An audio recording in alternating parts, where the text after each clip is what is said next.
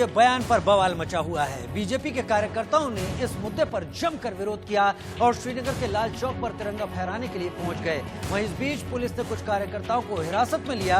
BJP कार्यकर्ताओं ने PDP दफ्तर के बाहर भी प्रदर्शन कर अपना विरोध जताया। कार्यकर्ताओं का ये गुस्सा पीडीपी नेता महबूबा मुफ्ती के खिलाफ है। दरअसल महबूबा मुफ्ती ने घाटी में धारा 370 की वापसी तक तिरंगा न छूने की बात कही थी। सुनिए आखिर महबूबा मुफ्ती ने क्या कहा था। झंडा तो मेरा झंडा तो ये है, सामने मैंने रखा है। जिस वक्त हमारा ये झंडा वापस आएगा हम उस झंडे को भी उठा लेंगे, मगर जब तक हमारा अपना झंडा डाकुओं ने डाके में ले लिया है तब तक हम किसी और झंडे को हाथ में नहीं उठाएंगे। महबूबा के इसी बयान ने पूरे देश में बवाल मचा रखा है। श्रीनगर में बीजेपी कार्यकर्ता सड़क पर उतर गए। पीडीपी के दफ्तर के बाहर कार्यकर्ताओं ने धरना प्रदर्शन किया और महबूबा के इस ओछे बयान पर कड़ा ऐतराज जाहिर किया। इनका कहना है कि तिरंगे से ऊपर कोई नहीं है और कुछ भी नहीं है।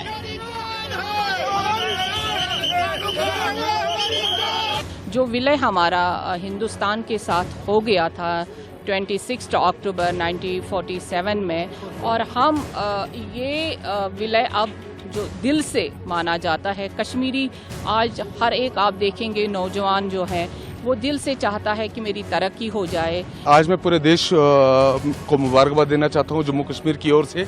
आज हमारा एसेशन हुआ था। आज का दिन बड़ा ऐतिहासिक दिन है और जो कुछ विरोधी ताकतें कुछ दिन पहले ये बता रही थी कि यहाँ तिरंगा उठाने के लिए कोई नहीं होगा, ये आज उनके लिए करारा जवाब है। आज हजारों की संख्या में हमारे साथ लोग जुड़े हुए और यहाँ के युवा चाहते हैं कि अपने देश के साथ और उनकी आन बान शान के लिए मर मिटने को तैयार है।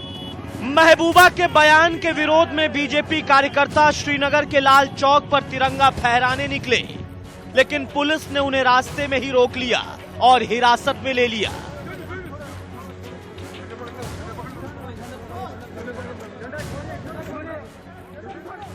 महबूबा के बयान से बौखलाए बीजेपी प्रदेश अध्यक्ष रविंद्र रैना ने घाटी में धारा 370 की तरफदारी करने वालों को निशाने पर लिया।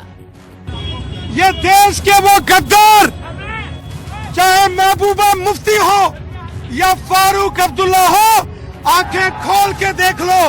आज जम्मू कश्मीर के बच्चे बच्चे के हाथ में तिरंगा है। महबूबा मुफ्ती और फारूक अब्दुल्ला आप देख लो, आज जम्मू कश्मीर के हर घर के ऊपर तिरंगा है। जम्मू कश्मीर हिंदुस्तान था, है और हमेशा हिंदुस्तान रहेगा। और जम्मू कश्मीर में सिर्फ एक ही झंडा लहराया जाएगा, वो है हमारा तिरंगा झंडा। दुनिया की कोई ताकत यहाँ दूसरा झंडा नहीं लगा सकती। पिछले साल ही केंद्र सरकार ने घाटी से धारा 370 हटाकर जम्मू कश्मीर को केंद्र शासित प्रदेश का दर्जा दिया था। इसके विरोध में महबूबा ने धारा 370 की वापसी को लेकर बयान दिया था। Bureau report, India news. और अब दो तस्वीरें आपके सामने ला रहे हैं। पहली तस्वीर लाल चौक की श्रीनगर की है, जहां तिरंगा फहराने जा रहे बीजेपी कार्यकर्ताओं को पुलिस ने हिरासत में ले लिया। दूसरी तस्वीर जम्मू में बीजेपी की तिरंगा यात्रा की है, जहां सैकड़ों बीजेपी कार्यकर्ताओं ने महबूबा मुफ्ती के तिरंगा न उठाने वाले बयान के खिलाफ रैली निकाली। ये दोनों तस्वीरें महबूबा मुफ्ती के बयान के बाद उपजी हैं और दोनों ही तस्वीरें श्रीनगर में वर्तमान में क्या हालात हैं, क्या चल रहा है जम्मू कश्मीर में, उसकी एक बानगी है। वहीं इस बीच पीडीपी नेता महबूबा मुफ्ती की पार्टी को आज उस वक्त बड़ा झटका लगा जब उनकी पार्टी के कुछ नेताओं ने नाराजगी जताते हुए उनका साथ छोड़ दिया। इन नेताओं ने महबूबा मुफ्ती के बयानों से नाराजगी जताई है और पीडीपी के 3 नेताओं ने पार्टी से इस्तीफा दे दिया है। इन सभी तीनों नेताओं ने महबूबा मुफ्ती के बयानों को लेकर गंभीर नाराजगी जताई है। पार्टी से इस्तीफा देने वाले नेताओं के नाम टीएस बाजवा, वेद महाजन और हुसैन ए बाफरा हैं। इन तीनों नेताओं ने इस संबंध में महबूबा मुफ्ती को चिट्ठी भेजकर अपनी नाराजगी भी जाहिर कर दी है। पार्टी के नेताओं ने साफ कर दिया कि वो लोग महबूबा मुफ्ती के कामों और देश के खिलाफ दिए गए बयानों से बेहद नाराज हैं।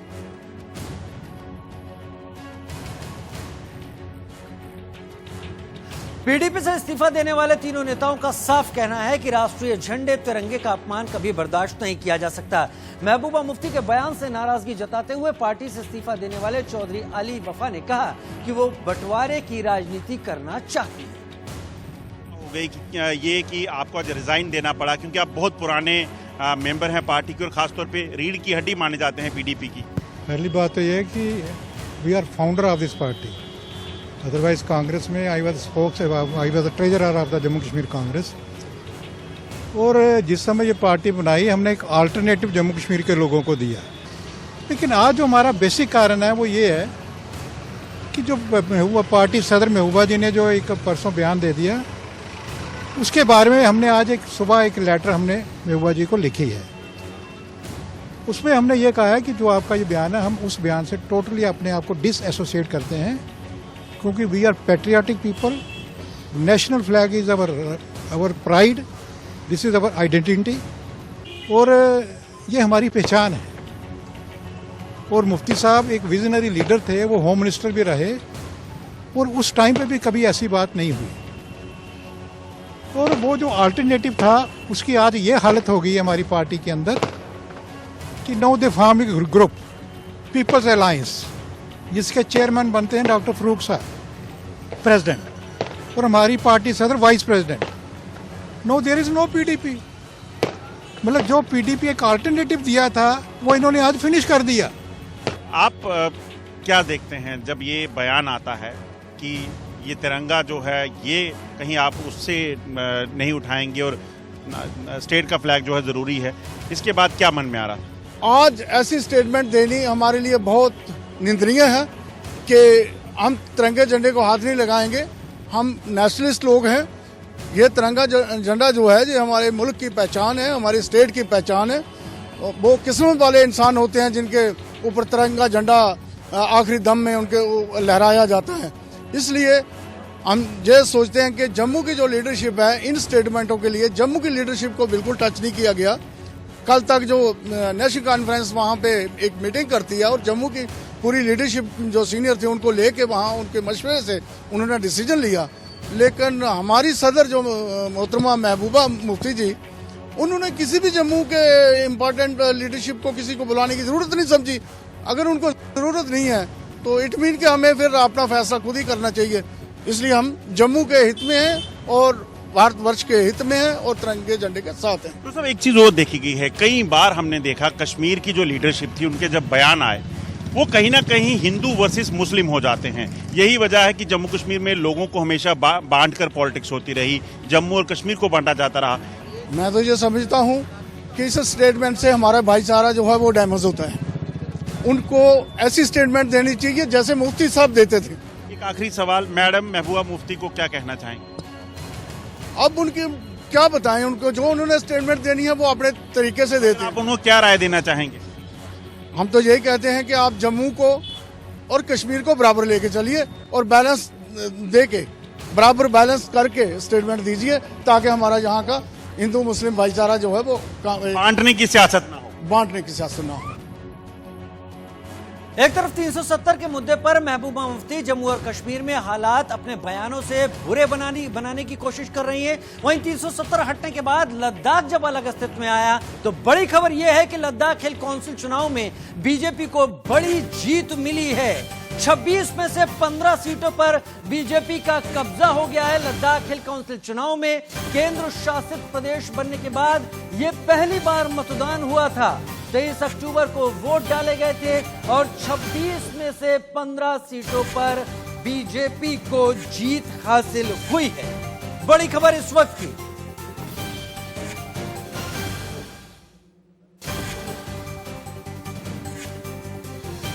हिल काउंसिल चुनाव में लद्दाख हिल काउंसिल चुनाव में बीजेपी को बम्पर जीत मिली है। 26 में से 15 सीटों पर बीजेपी की जीत हुई है।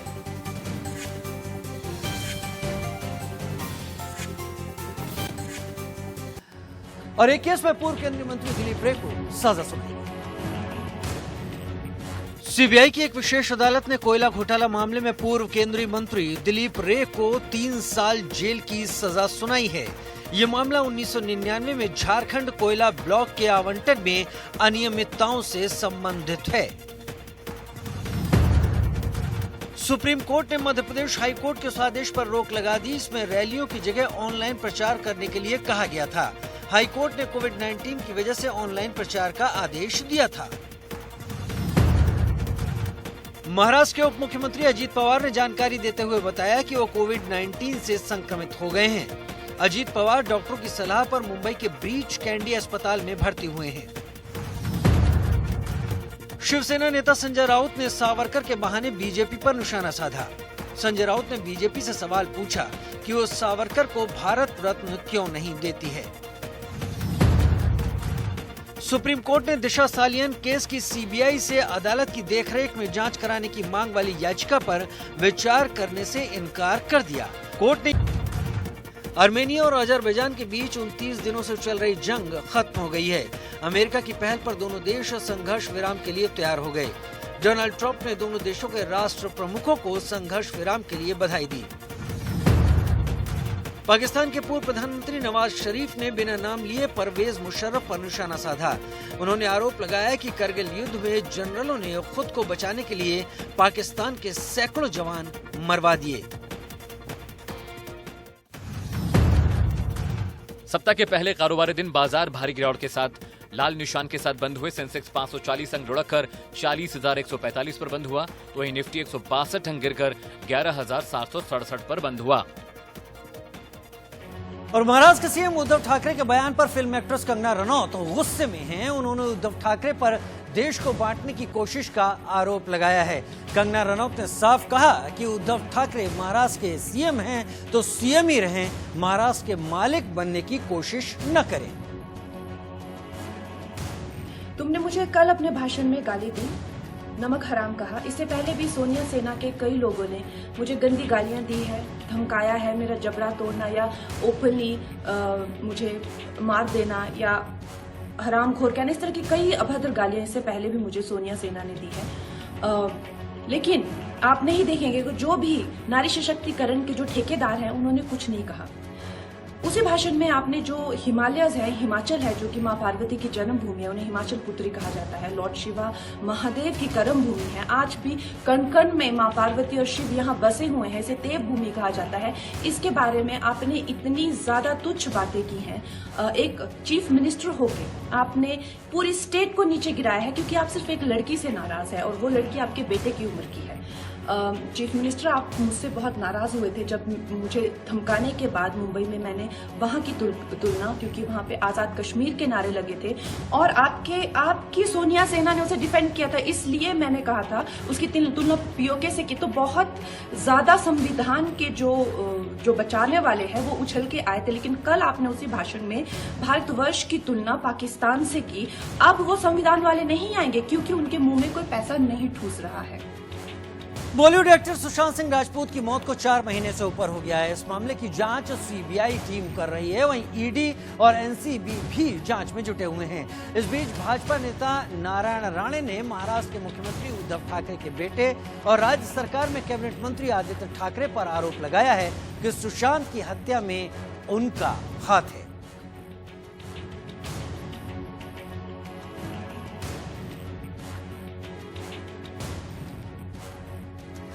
अभिनेत्री पायल घोष केंद्रीय मंत्री रामदास अठावले की पार्टी आरपीआई यानी रिपब्लिकन पार्टी ऑफ इंडिया ए में शामिल हो गई हैं।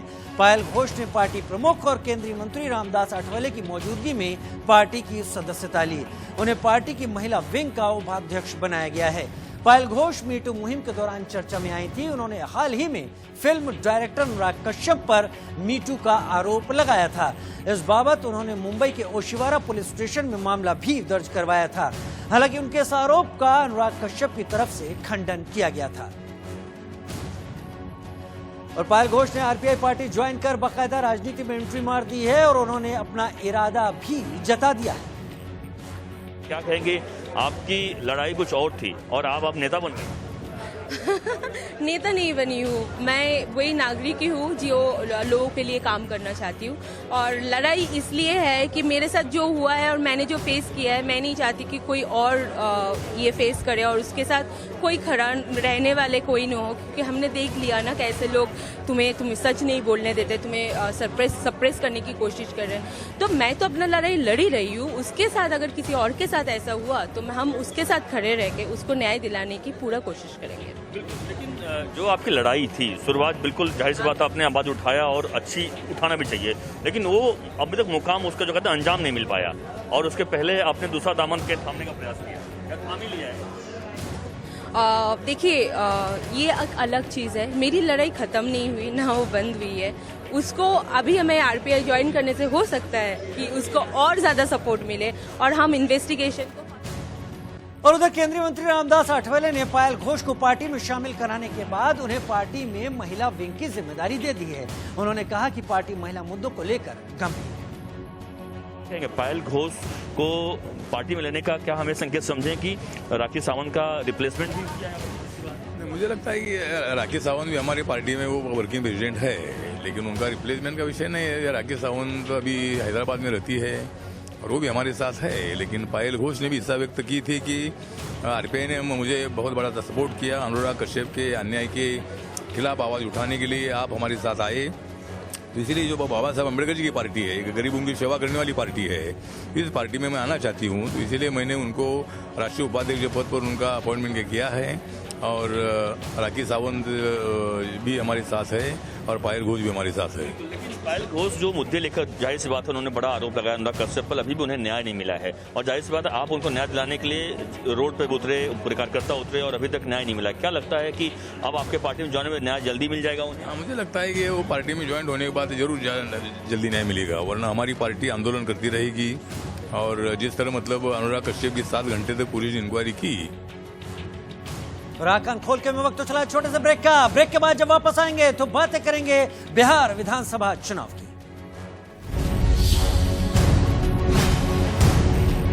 ये प्रचार अभियान थम गया है। बुधवार को राज्य के 16 जिलों की 71 विधानसभा सीटों पर वोट डाले जाएंगे। बुधवार की वोटिंग के साथ ही नीतीश सरकार के 8 मंत्रियों समेत कई दिग्गज नेताओं का राजनीतिक भविष्य ईवीएम में कैद हो जाएगा।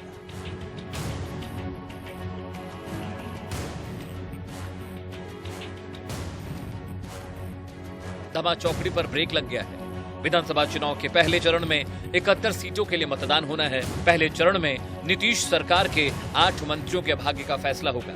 इस चरण में जिन मंत्रियों के भाग्य का फैसला होना है उनमें जहानाबाद से शिक्षा मंत्री कृष्ण नंदन प्रसाद वर्मा, गया टाउन से कृषि मंत्री प्रेम कुमार, जमालपुर से ग्रामीण कार्य मंत्री शैलेश कुमार, दिनारा से विज्ञान एवं प्रौद्योगिकी मंत्री जय कुमार सिंह, बांका से राजस्व मंत्री रामनारायण मंडल, लखीसराय से श्रम संसाधन मंत्री विजय कुमार सिन्हा, चैनपुर से खनन मंत्री ब्रजकिशोर बिंद और राजपुर से परिवहन मंत्री संतोष कुमार निराला शामिल हैं। पहले चरण के चुनाव में लालू यादव की पार्टी राष्ट्रीय जनता दल के 42 जबकि सीएम नीतीश कुमार की पार्टी जेडीयू के 35 उम्मीदवार मैदान में हैं। इसके अलावा भाजपा के 29, कांग्रेस के 21, माले के 8, हम के 6 और वीआईपी के 1 प्रत्याशी इस चरण में जोर आजमाइश कर रहे हैं। आरएलएसपी के 43, एलजेपी के 42 और बीएसपी के 27 उम्मीदवार हैं।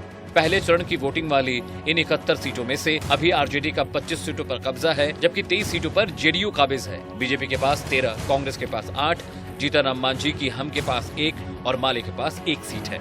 28 अक्टूबर को 16 जिलों की 71 सीटों पर मतदान के साथ ही पहले चरण की वोटिंग का काम पूरा हो जाएगा और नेताओं का जोर दूसरे चरण के मतदान पर होगा। और बिहार चुनाव को लेकर सुरक्षा के किस तरह के इंतजाम है, जायजा लिया हमारे संवाददाता राकेश सिंह ने।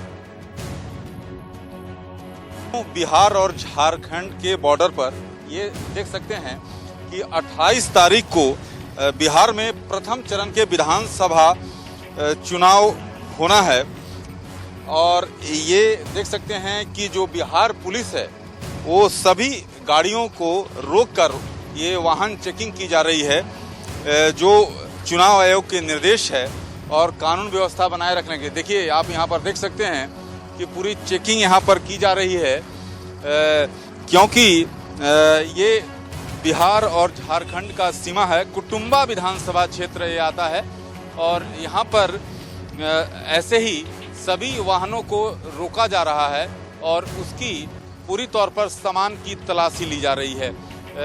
ये हमारे साथ यहाँ पर देख सकते हैं गाड़ी की तलाशी ले ली गई और हमारे साथ बीएनसी साहब हैं, इंस्पेक्टर। ये बताइए तलाशी क्या है? लगातार चल रही है, यहाँ पे लगातार चल रही है। छोटी गाड़ी और बड़ी गाड़ी दोनों का चल रहा है। जो भी बाइक 2 व्हीलर है उनका भी चल रहा है। यहाँ पर देख सकते हैं कि पूरी तौर पर चेकिंग की जा रही है और किसी तरह का जो न कोई यहाँ से 50,000 से ज़्यादा रुपए कोई नहीं ले जा सकता। साथ ही साथ आर्म्स एंड अम्युनिशन कोई लेकर नहीं जा रहा है, इसकी चेकिंग की जा रही है। तो यहाँ पर साफ तौर पर देख सकते हैं कि प्रथम चरण के चुनाव को लेकर जो प्रशासन है, पुलिस प्रशासन, उसने पूरी तैयारी कर ली है और पूरी तौर पर सख्ती बरती जा रही है। आप यहाँ पर देखिए एक और यहाँ पर कार को रोका गया है और इसकी चेकिंग की जा रही है। तो साफ तौर पर समझा जा सकता है कि जो प्रशासन है, पुलिस प्रशासन, किसी तरह से कोताही नहीं बरतना चाहता। Rakesh Kumar Singh, India news, Bihar Jharkhand border. Bihar चुनाव में पहले चरण के प्रचार के आखिरी दिन तेजस्वी यादव ने महंगाई के बाद जाति का भी कार्ड खेला।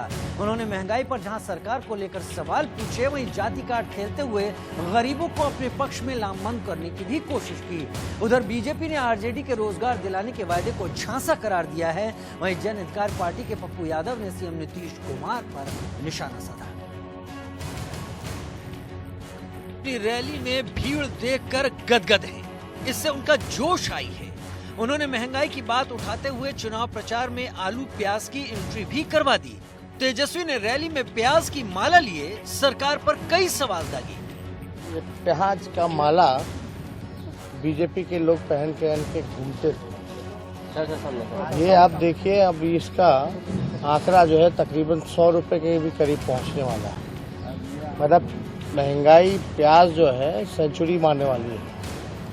आप बताइए, रोजगार नहीं है, नौकरी नहीं है, लोगों के खाने के लाले पड़े हैं, भुखमरी बढ़ी हुई है, महंगाई इतनी चरम सीमा पर पहुंच गई है कि छोटे मोटे जितने व्यवसायी थे इस कोरोना काल में, नोटबंदी के समय, सब लोग जो है व्यापारी तंग हो चुके हैं, तबाह हो चुके हैं और गरीबी बिहार में और बढ़ती जा रही है। तेजस्वी यही नहीं रुके, महंगाई के दांव के बाद उन्होंने जाति का कार्ड भी खेला। उन्होंने कहा कि लालू के जमाने में गरीब लोग राजपूतों के सामने सीना तान कर चलते थे। अरे लालू जी का जब राज था तो गरीब सीना तान के बाबू साहब, लेकिन सब लोगों को हम साथ लेंगे। जो काम करेगा कर्मचारी सम्मान मिलेगा, जो गलत काम करेगा सजा मिलेगा। सब लोगों को साथ लेके चलना है ना। बीजेपी के अध्यक्ष जेपी नड्डा औरंगाबाद की रैली में आरजेडी पर खूब बरसे। लालू यादव के जमाने में जंगल राज के दिन याद दिलाए। साथ ही कहा, आरजेडी वाले लोगों को झांसा दे रहे हैं, वो कभी नौकरी नहीं देंगे। बिहार की धरती पर 15 साल पहले कोई चुनाव लड़ने आता था तो वो क्या भाषण देता था? वो भाषण देता था कि हम ई जात बा, ऊ जात बा, हम गंगा के ही पार बा, हम गंगा। नड्डा ने माले के साथ गठबंधन के लिए भी आरजेडी और कांग्रेस की आलोचना की। उधर जन अधिकार पार्टी के अध्यक्ष पप्पू यादव ने नीतीश कुमार पर निशाना साधा। उन्होंने जनता से आह्वान किया कि नीतीश को दोबारा सत्ता में आने का मौका न दें। 30 साल में जो जो लोग लूटा है वो लोग भी जेल जाएंगे, एक आदमी जेल थोड़ी न जाएंगे। सर, चुनावी आप किसी एक व्यक्ति पर, सिर्फ आप एक व्यक्ति पर आरोप नहीं ना लगा सकते हैं, सब मिल करके न लूटा है। नीतीश कुमार जी उस सरकार के मुखिया हैं, निश्चित रूप से नीतीश कुमार जी उसके जिम्मेदार हैं, लेकिन मैं बहुत क्लियर हूं कि नीतीश कुमार से ज्यादा उसके मंत्रिमंडल ने पूरा लूटा है, तो सब जेल जाए। वोटरों को लुभाने के लिए सभी दलों की ओर से तमाम कोशिशें की जा रही हैं, लेकिन जनता अपना फैसला 10 नवंबर को ही सुनाएगी। एलजेपी नेता चिराग पासवान एक ऐसा नेता जो बहुत कम समय में काफी तेजी से बिहार की राजनीति में उभरा है। उनके रैलियों में काफी भीड़ जुट रही है। बिहार फर्स्ट, बिहारी फर्स्ट का उनका नारा खासकर युवाओं को काफी आकर्षित कर रहा है। बिहार की राजनीति में चिराग बड़ी मजबूती के साथ उभर रहे हैं, तो इसके पीछे उनका खुद पर भरोसा भी दिख रहा है। चिराग पासवान ने बिहार विधानसभा चुनाव में एनडीए से हटकर अपनी अलग राह पकड़ ली है। चिराग पासवान अपनी रैलियों में मुख्यमंत्री नीतीश कुमार को सीधे चुनौती देते हैं। इतना ही नहीं, वोटरों से सीधे और साफ शब्दों में कह रहे हैं कि नीतीश जीतेंगे तो बिहार हार जाएगा, बिहार का युवा हार जाएगा। चिराग लोगों को नीतीश को वोट नहीं करने की अपील कर रहे हैं। ऐसा वो कर पा रहे हैं तो निश्चित ही इसके पीछे उनका खुद पर भरोसा है, और ये भरोसा उनकी रैलियों में लोगों की भीड़ के रूप में दिखता भी है। लोग चिराग पासवान को बिहार के भावी नेता के रूप में देख भी रहे हैं।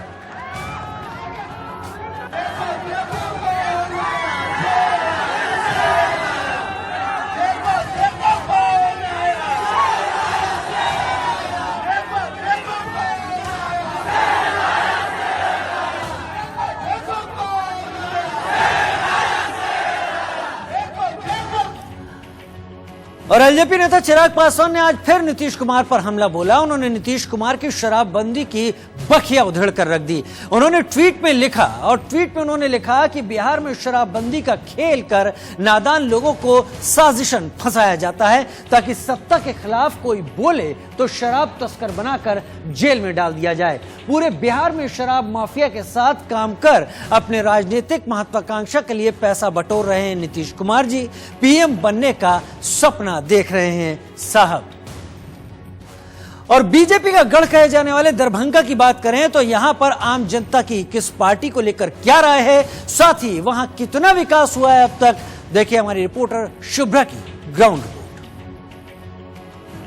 की जमीन है दरभंगा में मैं मौजूद हूं, और यहां पर कांटे की टक्कर दरभंगा विधानसभा में बताई जा रही है। बीजेपी का गढ़ है, 2005 से ही यहां पर बीजेपी के विधायक जीतते रहे हैं।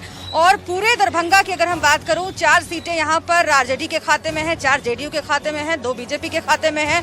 तो इस तरीके से दरभंगा की जो जनता है उसको विकास का इंतजार है, और इसके साथ ही जो सियासत है वो भी बराबरी कहीं न कहीं कांटे की टक्कर बीच बीच में होती है। और लेकिन बीजेपी के गढ़ के तौर पर चूंकि इस दरभंगा विधानसभा सीट को जाना जाता है, इसीलिए समझना बहुत दिलचस्प होगा कि यहाँ पर लोग आखिर क्या सोच रहे हैं। एक बार मैं आपको दिखा देती हूँ कि जहाँ पर मैं खड़ी हूँ, हम अभी ललित मिश्रा नारायण यूनिवर्सिटी के गेट के पास से होते हुए यहाँ पहुंचे हैं। बहुत मशहूर यूनिवर्सिटी है। अभी वहाँ पर पढ़ाई नहीं हो रही है, छुट्टी चल रही है, स्टूडेंट्स नहीं थे। लेकिन उस यूनिवर्सिटी के बारे में भी आगे मैं आपको दरभंगा में चूंकि मैं मौजूद हूँ इसलिए बताती रहूंगी, और वहाँ का हाल भी आपको दिखाती रहूंगी। मेरे ठीक पीछे श्यामा मंदिर है, जरा देखिए आप, ये श्यामा मंदिर है, और यहाँ पर दूर दराज से लोग आते हैं पूजा करने के लिए। माँ काली को माँ श्यामा के नाम से यहाँ पर जाना जाता है, बहुत मशहूर मंदिर है। और आप चूंकि लड्डू का जिक्र कर रहे थे, मैं जरा पूछ लेती हूँ, यहाँ पर बड़े देर से भैया लड्डू बना रहे हैं। भैया ये यहाँ का मशहूर लड्डू है? हाँ, ये श्यामा भोग है, श्यामा भोग है, महाभोग। श्यामा भोग है? हाँ, श्यामा। कैसे बनाते हैं इसको? घी में छाना जाता है, बड़ा बूंदी बना। किस चीज से बनता है ये? आपको बेसन का बनता है, घी का बनता है, शुद्ध घी का बनता है। कैसे, मतलब घी में बेसन को मिला करके और क्या क्या डालते हैं? बेसन को मिला के इसको घी में छाना जाता है, छान के उसके बाद आपको चीनी का चाशनी बनाया जाता है, उसके बाद उसमें डाला जाता है, और फिर उसको तैयार करके ड्राई फ्रूट, काजू, किशमिश डाला जाता है। ठीक है, ये सब डाल के तैयार किया जाता है। अच्छा, तो दूर दूर से जो लोग श्रद्धालु यहाँ पर आते हैं वो खास तौर से श्यामा भोग जरूर लेकर। हाँ, इस मंदिर का ये श्यामा भोग बहुत फेमस है, बहुत फेमस है। कहाँ से आते हैं? काफी दूर दराज से आते हैं। दूर से आते हैं, बनारस से भी आते हैं, लखनऊ से भी आते हैं, मधुबनी से भी आते हैं, मुजफ्फरपुर से आते हैं, उसके बाद पटना से भी आते हैं, फिर आपका पश्चिम बंगाल से भी आते हैं, कलकत्ता से भी आते हैं, बहुत दूर दूर से आते हैं। क्या महत्व है, आप लोग जानते तो होंगे, क्या महत्व है इस मंदिर का? चचा, यहाँ पर आप मौजूद हैं, ये श्यामा मंदिर का क्या महत्व? ये तो माँ का महिमा है, माँ का जो मंदिर है, नव दुर्गा इसमें समर्पित है। रामेश्वर महाराज के द्वारा यह स्थापित किया हुआ है। बहुत प्रसिद्ध जगह है पूरे उत्तर बिहार का, पूरे बिहार का, और मिला जुला के पूरे हिंदुस्तान का कहिए, बहुत प्रसिद्ध जगह है। प्रसिद्ध जगह है, इसीलिए घूमते टहलते हम भी चले आए हैं इलेक्शन के कवरेज में निकल करके। लेकिन प्रसिद्ध जगह तो है, लेकिन इस प्रसिद्ध जगह के लिए सरकार ने क्या किया है? 2005 से ही बीजेपी की यहाँ पर विधायक जीतते रहे हैं, गढ़ है बीजेपी का। अच्छा, क्या क्या काम हुआ है यहाँ? यहाँ पर तो काम सही हुआ है, जो हुआ है सो रोड हुआ है, बिजली हुआ है, हाँ, और लोगों का सुविधा हुआ है, सब तरह से रिलैक्सेबल है सब। अच्छा, अब तो एम्स वगैरह की घोषणा हो गई है, एयरपोर्ट शुरू हो गया। आपका स्वागत है मिथिलांचल की धरती पर। और यहाँ तो इससे श्यामा माई मंदिर जो है सो हमारे पूरे विश्व में जो है सो प्रसिद्ध है, और यहाँ बहुत दूर दूर से भक्तजन जो है सो यहाँ जो है सो आते हैं और अपनी मनोकामना जो भी इच्छा रहती है। तो मनोकामना आप लोगों का पूरा किया सरकार ने? मनोकामना सरकार बिल्कुल जो है सो सही ढंग से काम कर रही है। और बिहार के स्पेशल संस्करण में जब हम बिहार चुनाव की बात कर रहे हैं, आपने तेजस्वी को बोलते हुए सुना होगा। तो बहुत युवा नेता हैं और बहुत बेहतर तरीके से जनता के सामने अपनी बात रखते हैं। लेकिन एक और युवा चेहरा बिहार की राजनीति में है, एलजेपी के नेता चिराग पासवान। रामविलास पासवान की विरासत लिए हुए चिराग पासवान एक ऐसा नेता जो बहुत कम समय में काफी तेजी से बिहार की राजनीति में उभरा है। उनकी रैलियों में काफी भीड़ जुट रही है। बिहार फर्स्ट, बिहारी फर्स्ट का उनका नारा खासकर युवाओं को काफी आकर्षित कर रहा है। बिहार की राजनीति में चिराग बड़ी मजबूती के साथ उभर रहे हैं, तो इसके पीछे उनका खुद पर भरोसा भी दिखता है, जो रैलियों में झलकता भी है। चिराग पासवान ने बिहार विधानसभा चुनाव में एनडीए से हटकर अपनी अलग राह पकड़ी।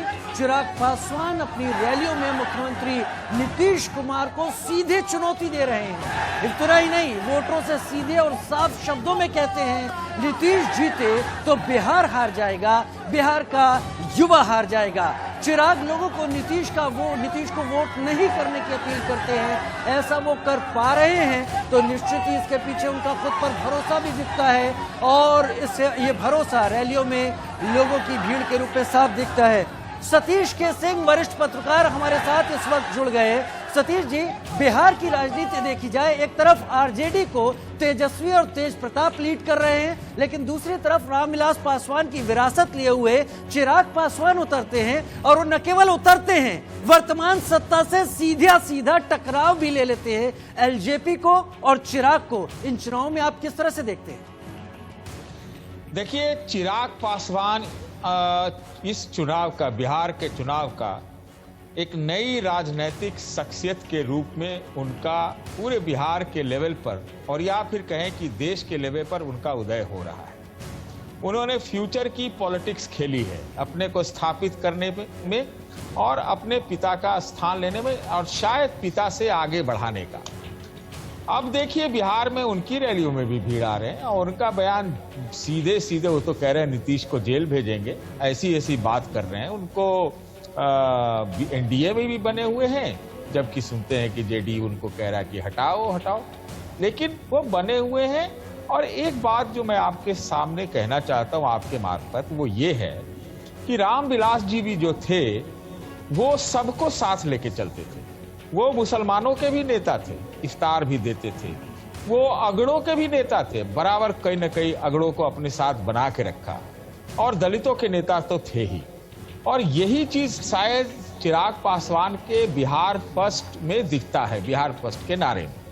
तो लगता यही है कि वो तो अगर नीतीश के खिलाफ आवाज उठाने वाला वो पहला आदमी है, शायद उसको शायद तेजस्वी कैश कर रहे हो, ये हो सकता है।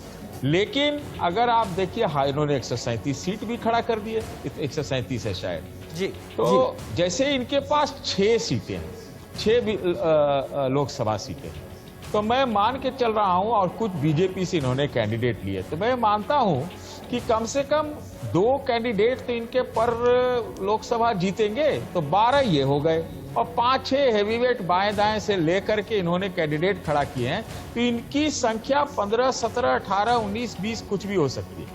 जी सतीश जी, आंकड़ों के लिहाज से आप तो लगातार नजर बनाए हुए हैं, लेकिन आंकड़ों के लिहाज से हम बात करेंगे। चलिए, मैं इसे के दूसरा सवाल आपके सामने रखना चाहता हूं। चिराग पासवान बहुत बेहतर तरीके से इस बात को खेल गए हैं कि उन्होंने प्रधानमंत्री से अपनी नजदीकी लगातार जाहिर की हुई है। क्या वो खुद को जेडीयू का एक रिप्लेसमेंट के तौर पर पेश करने की तैयारी में है इन चुनावों के बाद जो समय आएगा? निश्चित रूप से ऐसा लगता है कि अब तक एनडीए में वो बने हुए हैं, एनडीए से उनको निकाला नहीं गया उनकी पार्टी को, तो निश्चित रूप से, और चर्चा भी है, स्पेकुलेशन भी है कि इतना कहने करने के बाद नीतीश जो उनके मुख्यमंत्री के चेहरा हैं बीजेपी के, इसके बावजूद भी ताल ठोक करके चिराग पासवान नीतीश को क्या कुछ नहीं कह रहे। तो इसके बावजूद अगर बने हुए हैं तो चाहे बिहार की पोस्ट इलेक्टोरल अरिथमेटिक रहे उसमें उनकी भूमिका होगी और मुझे लगता है कि दिल्ली में भी भूमिका होगी।